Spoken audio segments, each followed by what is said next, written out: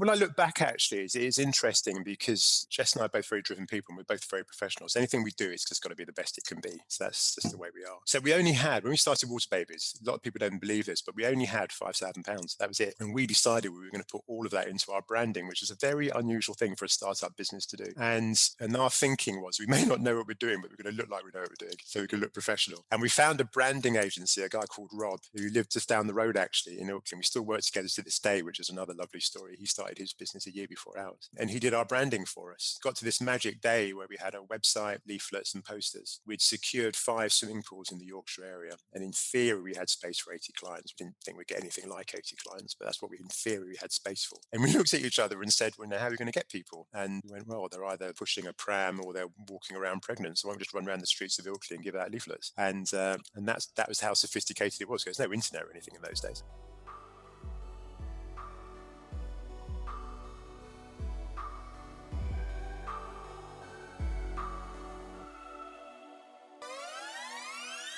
From Coordinate Sport, it's The Drive Phase, a show about sports founders, leaders and experts and the stories behind their business journey.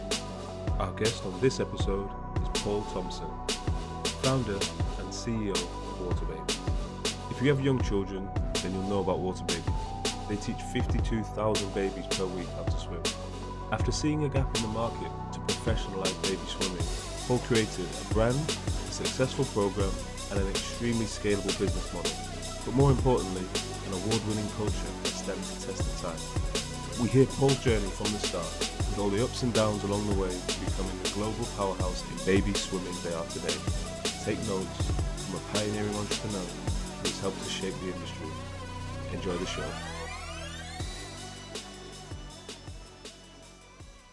Okay, so delighted to have with us today Paul Thompson, founder of Waterbabies, world's #1 baby swimming school, probably one of the largest globally as well, I'd say, in terms of territories, working for 6 countries, building the confidence of 52,000 clients a week, annual revenues approximately 30 million.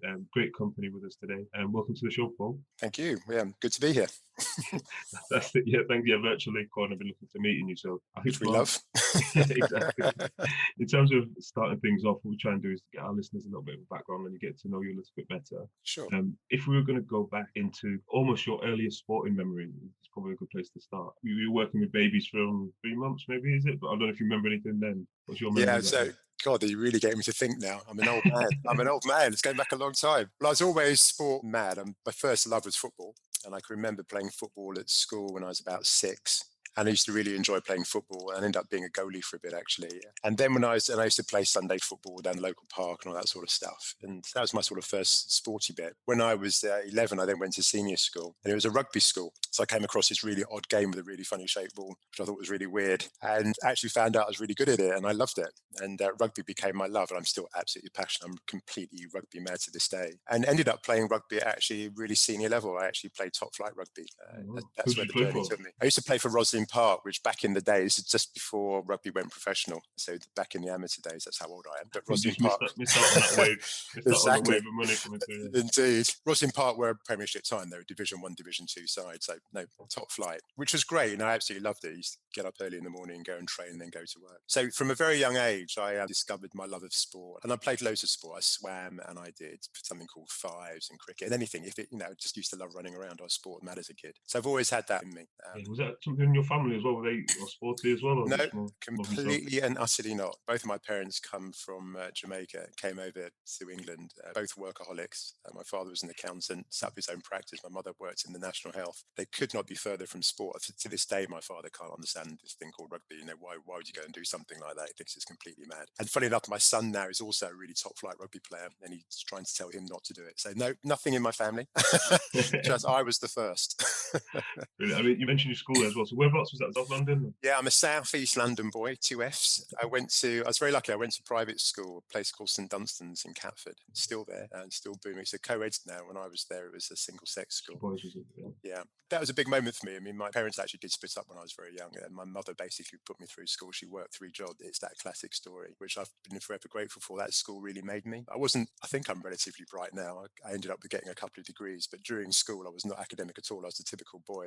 I was just into sport and activity. But I ended up with a lot of leadership and responsibility skills that I learned through school. Looking back on it and my confidence. So school really inspired me to go reach my dreams, really. I love school. I absolutely loved it. But coming out of school, obviously, it's your first career, you went into slightly different to what you're doing now. Yeah, Was that absolutely. kind of push in terms of your parents' drive, obviously the workaholics, like you said, was that something that was key to them that you went into kind of a Sort of traditional career. yeah, do you know what I Yeah, mean? Like yeah. traditional or academic, yeah. Yeah, well, to be fair to my parents, actually, they never forced me down any road. Well, that's a slight lie. My father, as I said, was an accountant. He thought I should be an accountant, but soon realised that wasn't going to happen after it took me 2 attempts to get GCSE maths. But no, funny enough, I was about 15 and gotten really well with one of the teachers at school. And he turned around to me some careers day and he just said, what career do you think, Thompson? And I didn't have a clue. And I went, I think property stuff is quite interesting. So I totally made it up. And then he went, there's this thing, thing called surveying, which I'd never heard of before. And I went, yeah, that'll do. I'll be a surveyor.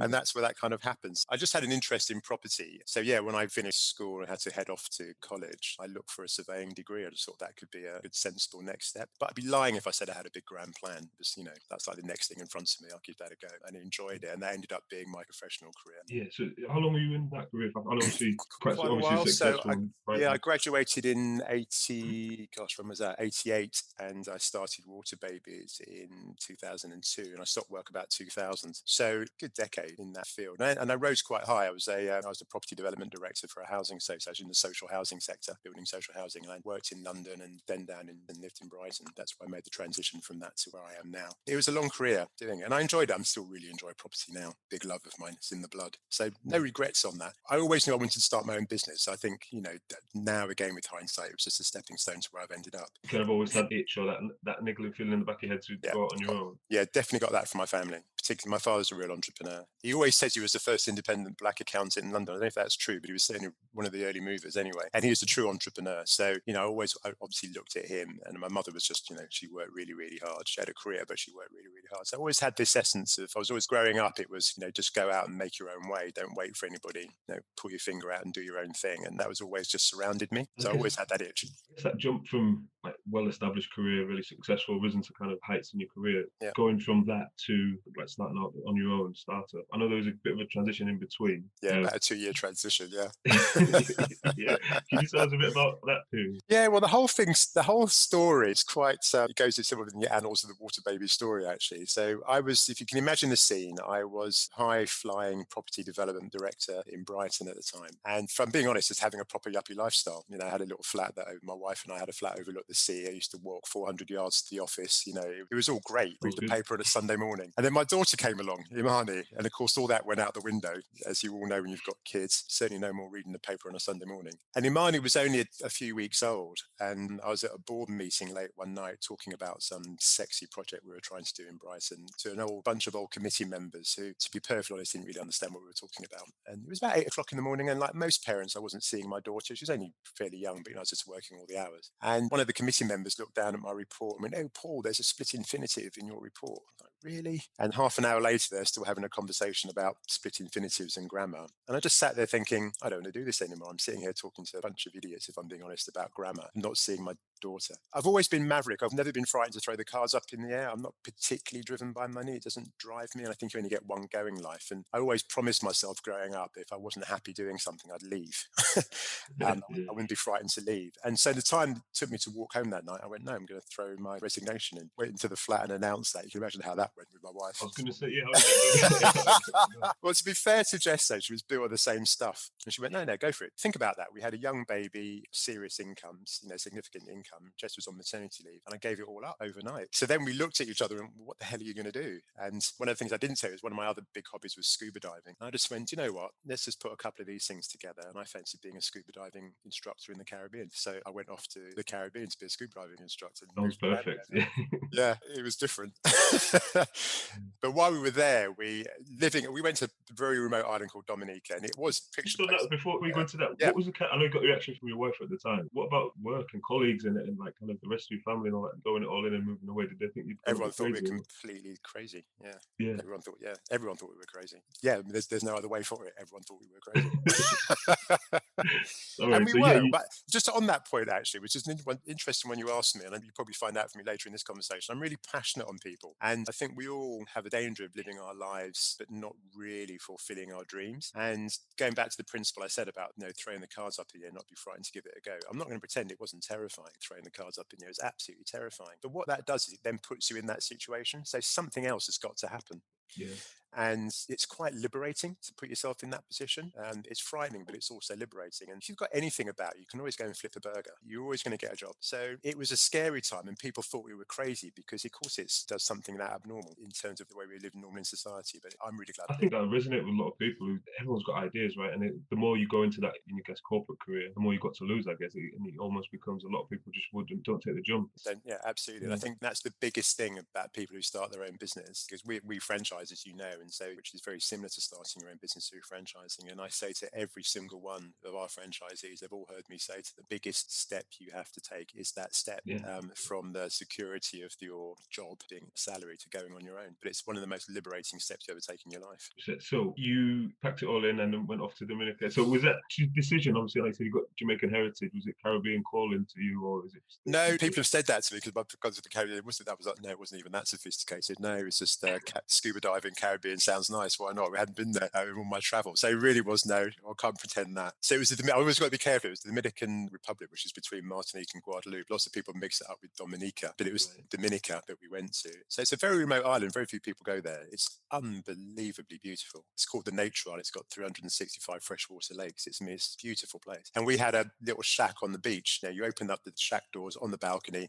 Right in front of you was the beach, the palm trees, the whole 9 yards. But living there and going on holiday are two entirely different things. There's no facilities, there's nothing to do. So I used to get in my little rickety truck and go scuba diving to overweight Americans. Actually, Jess would be back at home going absolutely stir crazy. I mean, I came home one day and she went, "If I see another effing coconut," excuse my French, and I was like, "Live the dream, darling, live the dream." But when you're in that part of the world, everybody watches out for hurricane season, and we had officially got to the end of hurricane season. But then one of the biggest hurricanes ever to hit Dominica hit the island 2 weeks later. And I almost died twice in 24 hours. That was quite a moment. And the devastation was amazing. The road in front of us went, the beach was destroyed, the shack in front of us went, but our shack didn't go. So we survived it, but that was it for Jess. She was like, "That's it. I'm coming home." So So, she... I'm trying to understand. So I know you just kind of glossed over that quickly. I almost died twice. Are you able to expand a bit on that? Give us a Yeah, little so story. when the hurricane begun, I was at the dive shop, which was like 3 or 4 bays over from where our shack was. And I can remember actually running down the beach. We were trying to secure our dive boat, just kind of bouncing around like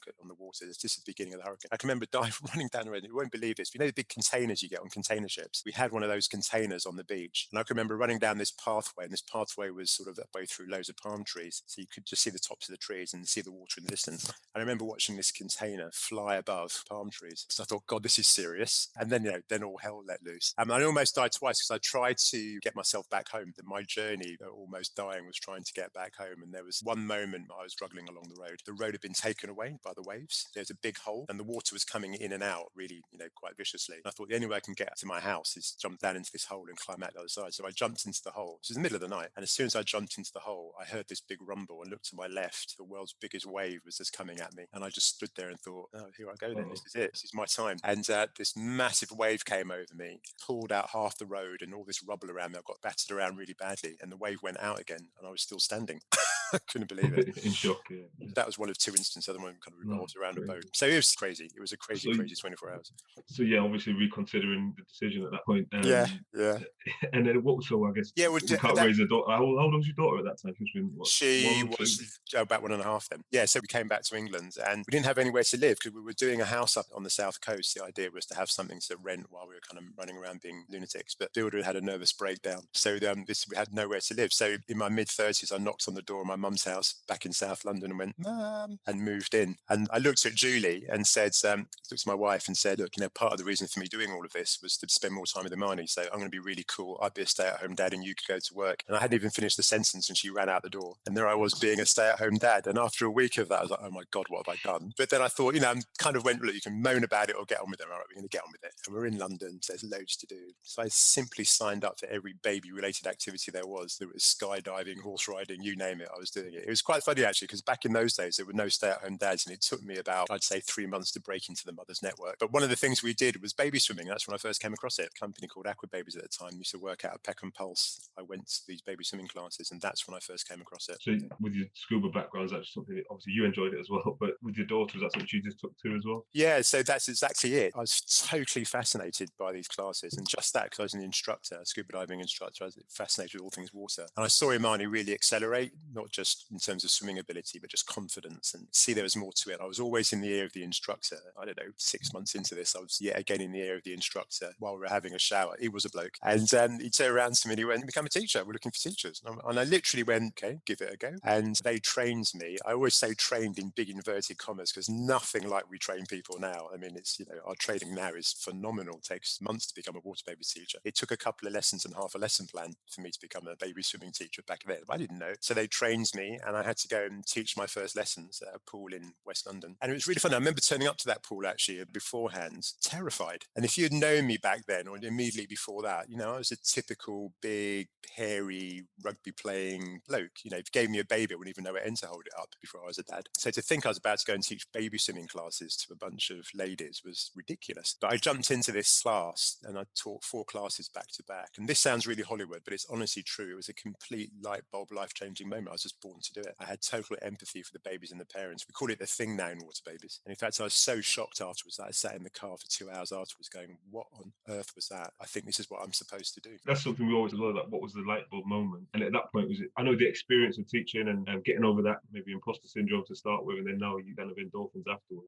Was that light bulb around your passion to teach, or was it a business light bulb? The first light bulb was just my passion to teach. I really, really love this thing. And then what happened immediately after that is I'm really entrepreneurial. I do profit on loss in every business I ever come across. I just, love it. So I just started looking around in the industry. And what I discovered that back in those days was there was a number of people doing baby swimming, a few companies, but mainly it was lots of individuals. And I just found this sort of very well-meaning industry, some good people, but just a very, if I'm being honest, amateur sector.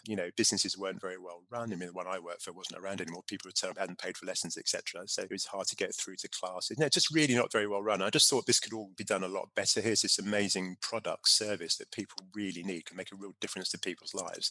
I got very passionate about it and just thought it could be done better. And then that's where Catalyst all really came together. I thought, no, I'm going to give this a go and see if we can do this. Yeah, I think that's the theme kind of running through a lot of our guests who started around the early 2000s. It's almost, professionalizing the industry. Correct. The demand is there, obviously. Like you said, if you stay at home dad, there's a lot of hours to fill every day to get need activity. So the demand's always been there. But that professionalization is key. So how did you saw the gap in the market looking to launch?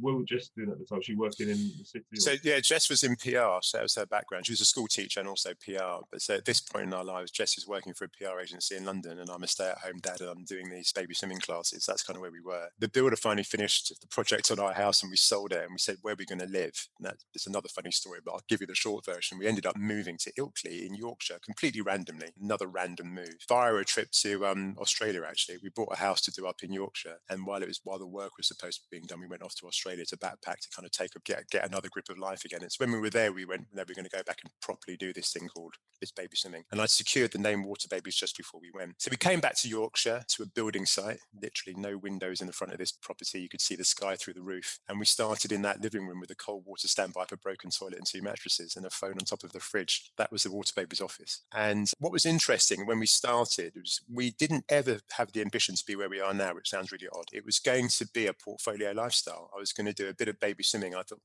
teach 40 to 100 clients over a period of time, a week, and that'd be that, and do a bit of part-time property and live up north and, keep our door open, talk to our neighbours, that kind of thing. It just went bang. It went mental.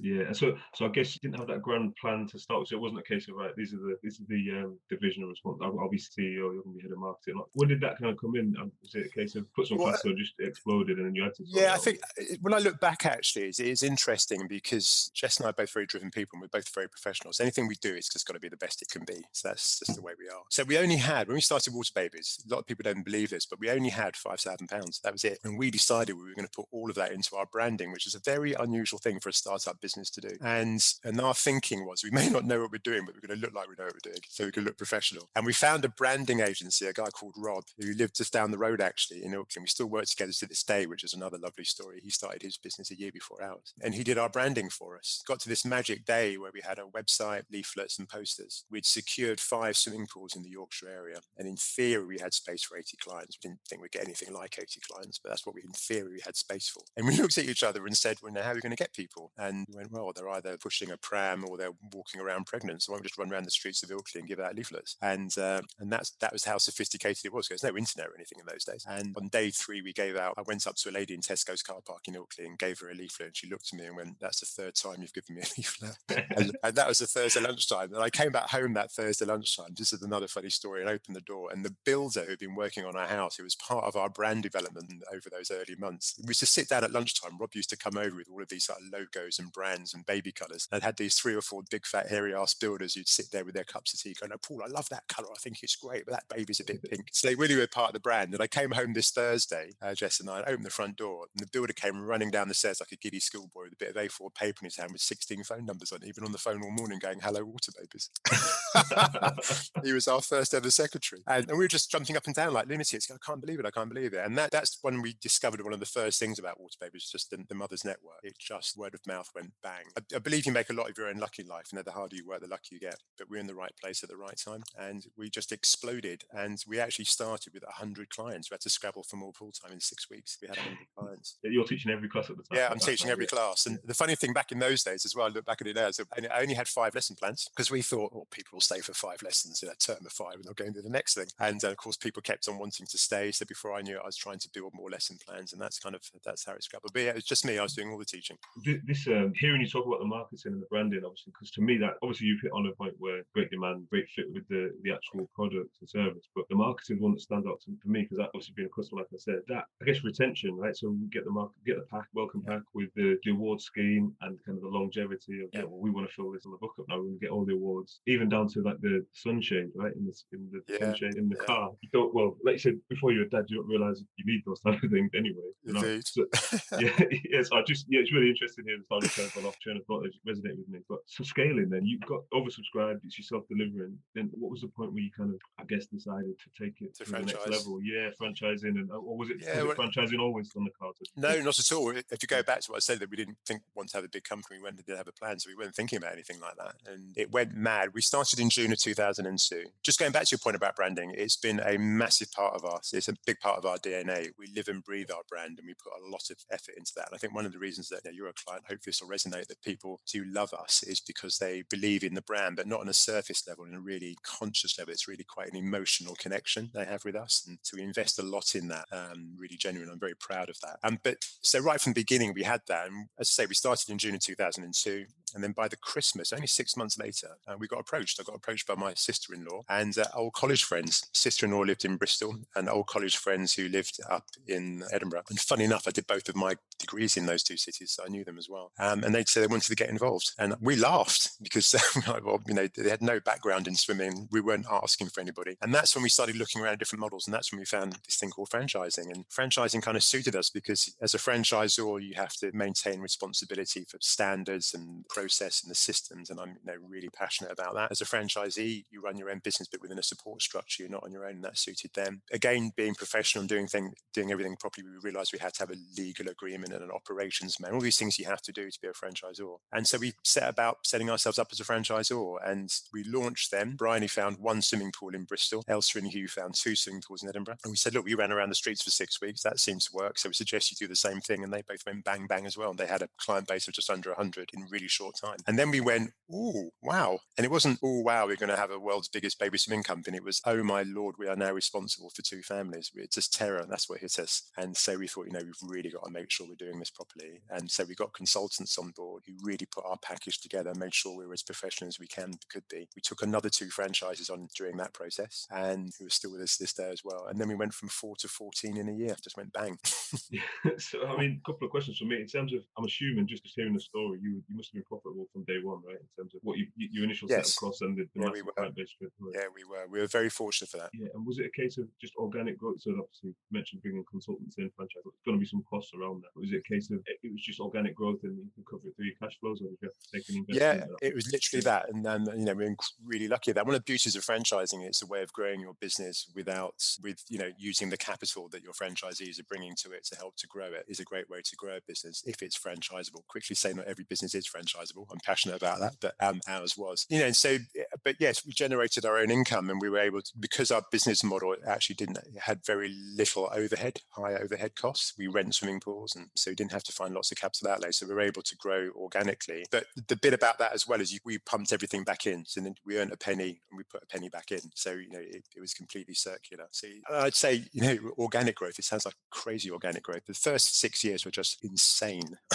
in terms of how fast we grew and trying to ride the tiger, keep on top of it all. It was a constant process. Yeah. In terms of, you said about these systems as well, I'm assuming, like, as you say, that scale or that rapid growth, things are breaking all the time. Like, as you get to another level. Yeah. And I guess, like you said, it was just a case of just trying to hold on to the reins and steer it a little bit. Yeah, you learn things. I mean, if I think about our first clients, we wrote them down in a Word document.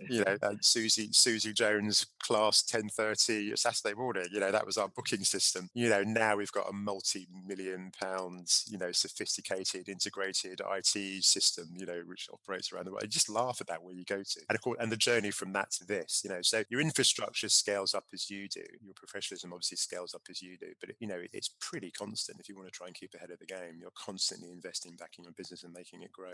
Talking about 6-7 years of like a rapid growth, and that's all over the UK, right? Is that just UK based, or when did you take that step to our go first international? international proper foray was in 2008. But before that, one of our teachers had gone back to Australia and gave her a license to go back over there. So we kind of were operating in Sydney for a bit. We thought it'd be sexy to go to Bondi Beach, and that was okay, but wasn't doing it the way it should be done properly. So in 2008, we thought we were big enough to go and do it properly, and so we targeted Ireland as our first stepping stone to learning to be an international franchisor. And we started literally the week the world economy went bang, when there was the world crash, and Ireland literally went bust overnight. That's probably the week we started, actually. And we thought we were going to have our first ever failure. We've never had a failure in Waterbabies. All of our businesses are successful, which is incredible in franchising. And they went from teaching 0 to 1,000 babies a week in 1 year in the worst possible economic circumstances. It took our first franchise in the UK 3 years to do that. They were so successful, they actually ended up on the television with the Irish Prime Minister, the Taoiseach, as an example of the business doing well. And what we learned then is Waterbabies also grew during that recession. What we learned was that actually, which was fantastic, is that clients correctly saw swimming as a life skill, and they gave up other things, other activities, but they wanted their children to swim. And so, we thought, are they going to see us as a luxury or a necessity? And they saw us as a necessity, and we kept on growing. So Ireland was hugely successful. We then sold out. We made 6 franchise territories, and we sold them all out really quickly. And then the next international step from there was to go to, strategically, we took the decision to target Canada as a stepping stone to the Americas, Germany as a stepping stone to Europe, and New Zealand as a stepping stone to Australasia. And we got into all of those countries, plus the Netherlands, in pretty short order. And now we're in all of those. And then, of course, we're now in China, which is just an extraordinary tale. And we're bedding in, and we actually build our own swimming centers in China. And it's amazing to be in China. That's just incredible. I pinch myself on that one. That's just incredible. Yeah, I really want to touch on the kind of where you've managed to get that footprint in China. And I know you said about the swimming centers. Is that something that kind of, I guess, harks back to your surveying days and stuff? Yeah. Kind of pocket days and thinking you could do it better than the local swimming pool. So these are like bespoke, I guess the 2 questions. Like, swimming centers is one, but in terms of how you actually got into China, so obviously different political makeup, etc. So did you have to partner with someone to get into the over there? Or how did that? Yeah, it was one of our clients actually convinced me to go. For years, I said no. We got used to get inquiries all the time from China. We said no, it's too big, too complicated. Most complicated marketplace in the world, probably. But one of our clients finally convinced us to give it a go. And so we actually entered China by working with one partner. And we actually did similar that we do in the UK. It's called a direct franchise. We set up a franchise outlet there, which was a center. And we managed, her name's Jin, we managed Jin directly from here. We realized instantly, of course, that you can't run a country the size of China from the UK. So we actually wanted to find what's called a master franchise, or someone to sell the rights to China to, who we would then train to be the franchise there to roll out a network. We've had a lot of good fortune in Waterbabies, but we ended up with 3 organizations that wanted to be our master over there, and we chose one, and we worked work with them. And so we sold the rights to China to a master. They've now rolled out close to 10 centers around China now. And building centers happen because it's something we've always wanted to do. But in China, you can't rent water. There's not enough space. There's not enough water. And people that do swimming over there have their own centers. So we went, right, we need to build our own center. You're just almost forced into it, essentially. Yeah, and I would say this, wouldn't I? But our sensors they're amazing. They're completely amazing. And our goal now is actually to build those Waterbaby sensors in the places that we right across around the world and everywhere we operate. So we want to try and do that, and we're working hard to do that in the coming years to have our own. Is that a case of having just a flagship? I know obviously for the UK it'd be great to have a flagship where your new franchisees or your training out of, etc. Is that the kind of goal, or is it literally just to roll out those centres? No, it's to roll out those centres all over. Oh, so every franchise territory would like to have one. We want to put one in, and there'll be of various sizes, but that's what we want to do. It won't be different. We'll still end up renting swimming pools. All the partners that we operate with, we still with all of those partners, but we want to give everybody an anchor building and an anchor site for their business. And so we think the marrying of those two things together is the way to go. There's loads of demand. We, as you pointed out at the beginning, we teach 52,000 clients a week worldwide. In the UK, it's 45,000, which we're immensely proud of. But we probably have half that number sitting on waiting lists. Yeah. So we just don't have enough water space for all the demand. And one of our mission statements is to teach 1 million people to swim. And so, sensors is one of the ways of generating more water space. And as we all know in sport and leisure, water space, swimming pools are actually declining. They're not expanding. So we want to try and, contribute to that by actually building more water space. And we're also ambitious about our sensors because we also consider they can be hubs, community hubs for young parents, because it's very hard to go somewhere as a new parent where you're genuinely welcome and it's kind of geared up, and we can see that as well. So it'd be more than just a swimming centre. Yeah, definitely. I mean, if you're making that space for like really young parents, young babies, it's slightly different to a leisure centre, right? So you can make it exactly just perfect for your client base. Exactly. So, yeah, I love that idea. In terms of, I guess, diversification, I'm assuming you've been approached or had the idea to kind of just keep going with the model, right? So let's be doing babies. What about children, adults? Yeah. Is that just a case of, I'm interested to kind of hear your thoughts on that, why you haven't gone Yeah, on that route, or have you tried it? Or? Yeah, it's a constant live one. And our clients, we stop at the age of 5, as you know, 4. And, our clients are always berating us for when you go on, because they don't want to leave, which is wonderful. Why don't you keep on going with us? But we always took the stance when we started Waterbabies that our niche was that 0 to 4. Our youngest client was 1 day old. And so that's our niche. And we want to put as many people through that as possible. But there's this constant, do you go to the older age group? And so we looked at this a few years ago. We're looking at it quite regularly, but we actually decided to go the other way. And we actually we set up a business called Waterbumps, and we went for antenatal. We went for pregnant ladies, because there's nothing on a mass scale for them. And our ambition in the future, we created this amazing program, which has got really good demand. And our ambition in the future in our Waterbaby centers is actually that you start from pregnancy. So you come along, you do aquanatal classes with us, look after yourself. And our program is an amazing program, Waterbumps, and it actually enables ladies to have a much easier, smoother birth because they've exercised in an amazing way through their 9-month period of pregnancy. And then, of course, you give birth, and then you carry on with your Waterbabies lesson. You may even put a birthing pool in there. That's a joke. I was going to say Waterbabies. I know you lead up to that. Just fill the gap, go the same day. But so, and that's our ultimate ambition. That's where we go. We want to do it that way first. And then once we've got our own centres, very likely we'll gently go into the older age groups. But, the 0 to 4 is really where our heart is and our specialty. In terms of, kind of touched on it, but your vision for the next 5 to 10, I guess it's hard for us to not touch on what's going on at the moment with impacts of COVID and the situation of leisure facilities. I'm assuming the demand, or I know the demand's there to come back, but I guess just touching on, and more from my personal opinion as well, is children who've missed out, right? So you're working with, like I said, babies from 1 day old. Yeah. They've missed out on that now. This is like 6 months, or even a year of not being able to get in the pool. Yeah. Some babies. Can they catch up? I guess that's the question. Yeah, they can. No, the short answer is they can. And so, yes, don't worry about that at all. If your baby's 1 or 2, get them in the Waterbabies class. Absolutely. They can certainly catch up. And because still, it's unusual what we do still, even with the vast numbers of people that we teach. Most people, the number of children that leave school not being able to swim or go into primary school is vast. So the majority, a huge percentage of people don't go anywhere near water. So look, if it's 1, it's far from too late. You're still much earlier than most of the population. So come along. Yeah, I think that's one of the drivers for you as well, where you've got so much demand. Is like myself, I didn't have a great experience of swimming. I left school, couldn't really swim. But then all of those parents that are like that, they want their child to swim, right? They want to make sure that so you're kind of getting the benefit of that. Absolutely.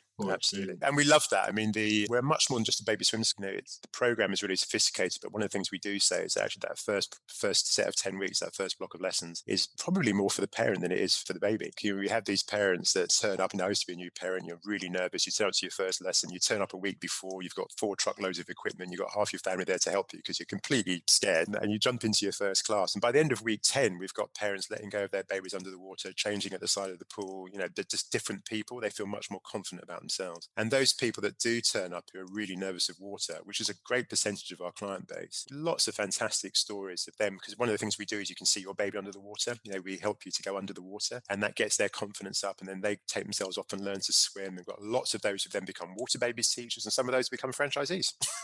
So yeah, we're really passionate about all of that. I touched on it before. I think one of the things I haven't said to you, which I'm sort of dying to say to you, is that Waterbabies is a completely people-centric business. That is our number one driver. I spent my whole working life watching people being told what they couldn't achieve in the workplace, why they couldn't go for the promotion or come up with the next idea, all that sort of corporate nonsense. And I fundamentally believe that if people are in an environment where they're allowed to excel, people can do amazing things normally above their own expectation of themselves. And on the back of creating that culture, you can have an amazing business with a very strong culture, which is what we have. And on the back of that, you may get some business success. And on the back of that, you may make some money. Money's third in that. It's that way around. So we're very people-centric. And I think one of the reasons our clients love us is because they really feel that. They feel it from our teachers. And that's the environment we create. So give people the opportunity to then better themselves, whether it's just for a lesson or through their business life. In terms of the business, I know you built this model where essentially I'd take a guess that business development isn't the issue. I mean, we spoke to another franchise operator come across my gym. They were on the show from LA, and essentially they were saying that for a period of time they could have grown as quickly as they wanted to because of the inbound interest. I'm assuming you get the same thing, thousands of people wanting to take on a franchise, assuming that's not a challenge. But what's been like the biggest challenges or big setbacks you've that year? So it feels like it's just a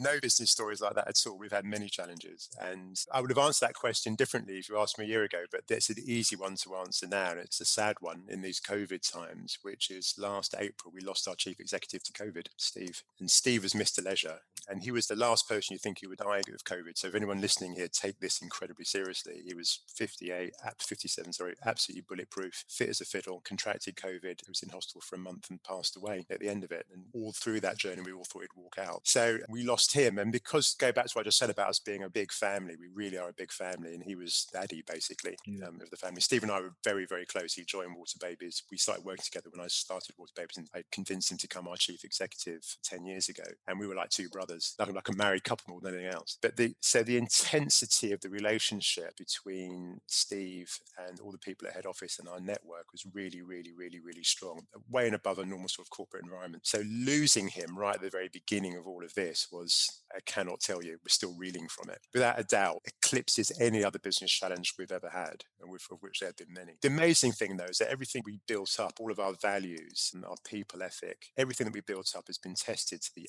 absolute limit over this last 12-month period, 9-month period. And we've come out stronger and even more united than we were before. We haven't lost a single franchisee, and we're still together as one big family. I think that says a lot about Waterbabies. So, I mean, that people-centric approach, obviously in times like that, would be essential, right? Everyone's going to pull together.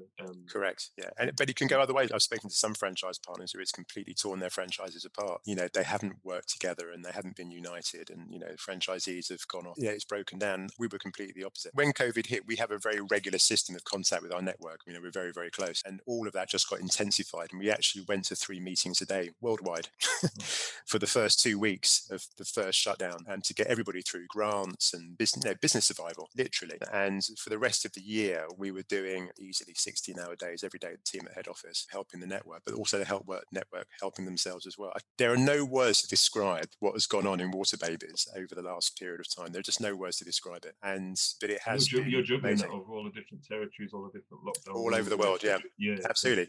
And because it's worldwide. And it's interesting because we operate in China, it's where it started. We had meetings with China and they go, this is what's going to happen to you in a month's time. Because, they were ahead of the game. So we were able to say to our network, this is what's going to happen. This is lockdown's going to look like. This is how you're going to feel emotionally through it. It's been quite a journey. And I don't want to sound like we're the only people in the world, because everybody's living COVID. And my heart goes out to literally everybody, no matter what their circumstances. But for us, that's been by far the biggest challenge. As I say, I would have given you other sort of more traditional business. yeah, possibly totally. beforehand, but they're all out the window now.